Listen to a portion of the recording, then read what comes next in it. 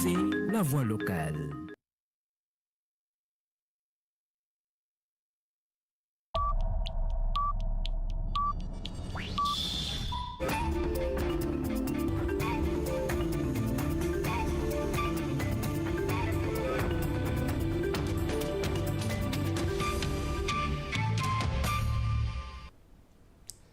Mardi 24 février 2026, mesdames et messieurs, bonjour et bienvenue dans ce bulletin d'information. Éducation, énergie et infrastructure, Dar es Salaam accélère sa transformation sous l'impulsion de la mairie grâce à un partenariat renforcé avec l'Agence régionale de développement de Kaolack. La commune engage des réponses concrètes aux besoins prioritaires des populations tout en jetant des bases ambitieuses d'un programme d'investissement à l'horizon 2050. C'est le reportage. La commune de Dar es Salaam est en pleine évolution transformationnelle. Entre pose de première pierre, visite de chantier et mise en service, le maire Moustapha Thiam a rythmé sa journée par un véritable marathon du développement, prouvant son engagement sur tous les fronts. C'était un projet de grande envergure pour les populations de Keur Serigne Omar Touré. Ce poste de santé que vous voyez va permettre aux populations d'avoir accès aux soins de santé très facilement. Nous avons aussi mis en service l'électricité pour les villages de Yetoulaye Ndemène à Keur Serigne Omar Touré. Pour les populations locales, ces projets ne sont pas de simples chiffres. Le frère du chef de village de Keur Serigne Omar Touré a souligné l'impact vital de ces installations, rappelant que l'accès à l'énergie reste l'un des moyens les plus efficaces pour stimuler la création d'emplois locaux. Pour cette électricité que nous avons eue aujourd'hui, nous avons eu à faire beaucoup de démarches. Le dynamisme du maire a été salué par le directeur de l'Agence régionale de développement ARD de Kaolack. Impressionné par l'engagement de l'édile, il a réitéré sa volonté de renforcer la collaboration avec la municipalité pour soutenir cette dynamique de croissance.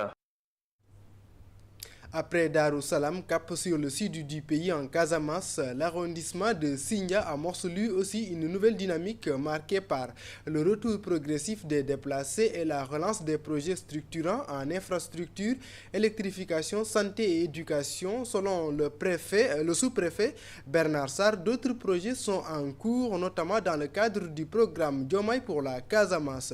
Il invite la population à plus de patience et réaffirme l'engagement de l'État du Sénégal à côté de tous. Ces propos ont été recueillis par Jakaria Djedjou.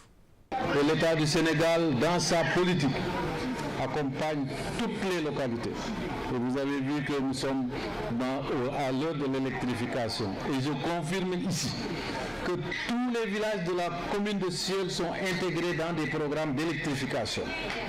C'est pourquoi je demande aux populations d'être patientes. On ne peut pas se lever en un seul jour pour avoir tout ce que l'on a besoin.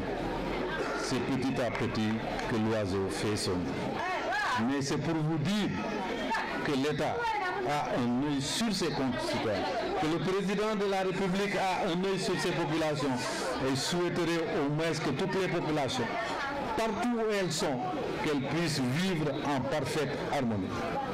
Je voudrais aussi saluer le plan Diomaye pour la Casamance qui accompagne les populations qui sont retournées. Je voudrais aussi dire à la jeunesse que vraiment il y a de ces choses où on ne doit pas s'y atteler. Vous avez au moins de vastes terres, vous avez de l'eau. Qu'est-ce qui vous empêcherait au moins de démarrer des activités de maraîchage pour pouvoir au moins contribuer au développement de vos localités? S'abonner aux cultures illicites reviendrait au moins à faire de votre village une mauvaise image. Dans un autre registre, mais toujours dans la dynamique de développement territorial, l'accent est mis sur l'emploi des jeunes. À Linguère, 170 bénéficiaires du projet Agri-Jeunes ont reçu leur attestation après une formation en technique agricole, une initiative qui vise à renforcer les compétences en production, gestion et d'exploitation et en entrepreneuriat rural. Les bénéficiaires ont ensuite obtenu un appui financier pour relancer ou développer leurs activités économiques. C'est un rendu signé Mamadou Thian.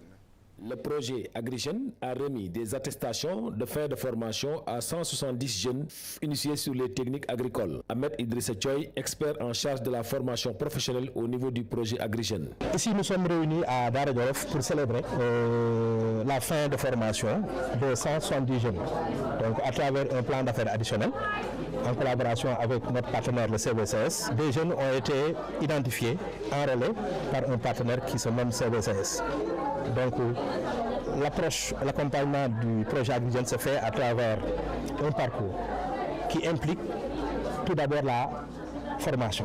Donc, le renforcement de capacité constitue un élément fondamental. Avant qu'un jeune soit financé, Agri-Jeunes cherche d'abord à installer les compétences. Ces 170 jeunes qui vont recevoir les attestations de formation ont été formés dans différentes filières, indique le secrétaire exécutif du CVCS, Madiaw Kandji. Étant entendu que dans la formation, c'est presque différentes filières, nous sommes en transformant laitier, transfusion de légumes, aviculture, embouche bovine, embouche ovine.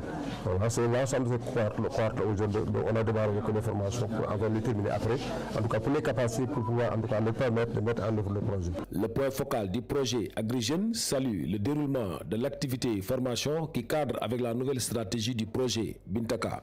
Nous remercions l'Agri-Jeunes pour le partenariat aussi de l'État du Sénégal à travers le ministre de l'Agriculture, de l'Élevage et des Productions Animales. Les bénéficiaires magnifient l'accompagnement du projet Agri-Jeunes. Financé par le projet Agri-Jeunes dans le domaine de l'aviculture, je suis très satisfaite de ce financement. Agri-Jeunes est un projet mis en œuvre par le gouvernement du Sénégal à travers le ministère de l'Agriculture, de la Souveraineté alimentaire et de l'Élevage. Le projet est financé grâce à la collaboration avec le FIDA. Il intervient dans 8 régions et accompagne des jeunes qui travaillent dans des activités entrepreneuriales.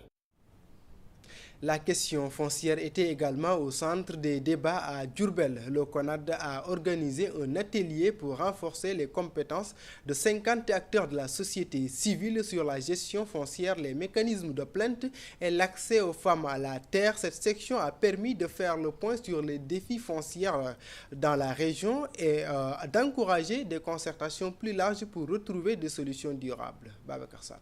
Le CONGAT a organisé un atelier pour renforcer les capacités de 50 acteurs de la société civile en matière de gestion foncière et de mécanismes de plainte, tout en abordant l'accès des femmes à la terre. Et dans ce cadre, ce que nous faisons, c'est surtout avec des émissions radio sur la sensibilisation, mais aussi dans la gestion des plaintes, ce que nous faisons, c'est d'abord des missions de sensibilisation, des missions de formation, et on termine en mettant en place des comités de gestion de plaintes. Pour ce qui concerne les interventions en termes d'opérations foncières, où en sommes-nous? Nous ne sommes que dans la commune de Ngoé, de l'arrondissement de Ndoulo, département de Diourbel. Mais dans la région, nous sommes sur 8 communes, les 7 sont du département de Bambay.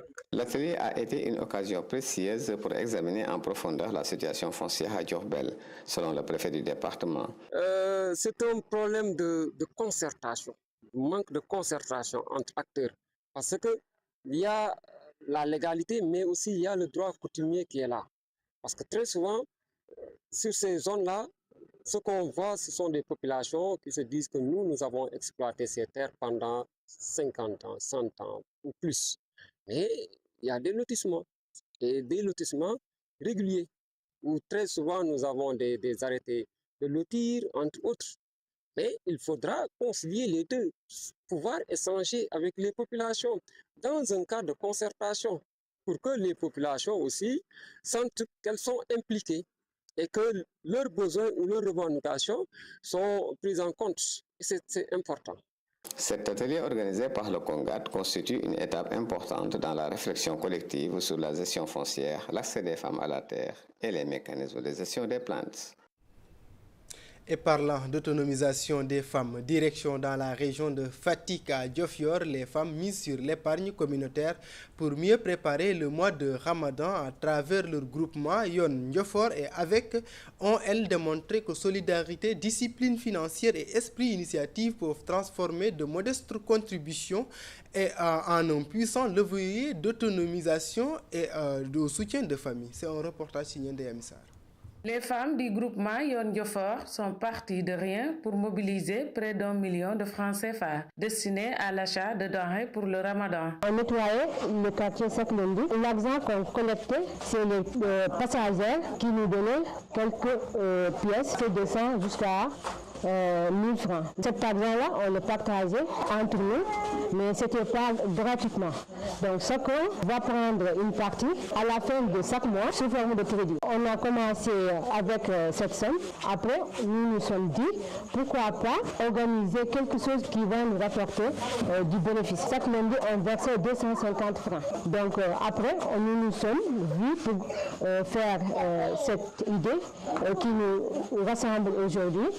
C'est la 3e édition. Grâce à l'économie solidaire, elle allège les charges familiales durant le mois béni du jeûne. Cette année, c'est 300 000. On compte aussi avoir plus pour les années qui viennent. Nous sommes dans la solidarité, faire l'entraide et aussi d'aider nos maris, parce qu'aujourd'hui, c'est difficile d'être dépendant de ton mari. Au quartier d'Efleng de Diofior, leur avec constitue le levier principal de préparation aux dépenses du Ramadan. On a tout pour passer un bon Ramadan. Ce que nous faisons peut nous aider à faire beaucoup de choses, car la responsabilité familiale n'est pas chose aisée. Le jeûne non plus n'est pas facile si tu veux disposer de tout. Mais quand on te dit que tu as 50 000 ou 30 pour acheter du ravitaillement, c'est bien, on est content. Sans appui extérieur, mais avec organisation et détermination, elles ont mis en place leur propre mécanisme de financement, développant des activités génératrices de revenus et consolidant ainsi leur autonomie économique.